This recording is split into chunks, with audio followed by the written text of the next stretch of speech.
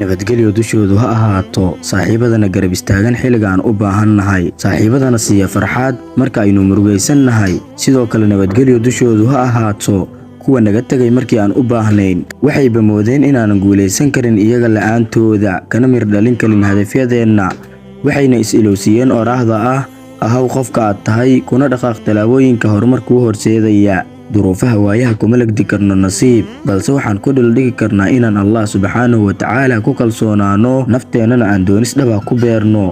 walaalkaygu ogow waxa aad ka baqanaysid inay kuga dhacayaan haddii aad joogtayso inaad ka fikirto. haddaba saaxiib keliya ku fikir waxa ku farxad gelinaya, kana fogow waxyaabaha walwalka kuu keeni kara. nabadgelyo dushoodu ha ahaato dhammaan kuwa sabra, dhimriya, una nasteexeeya, sidoo kalena qof walba ku ixtiraama dhaqankiisa, kana fogaada xumaanta.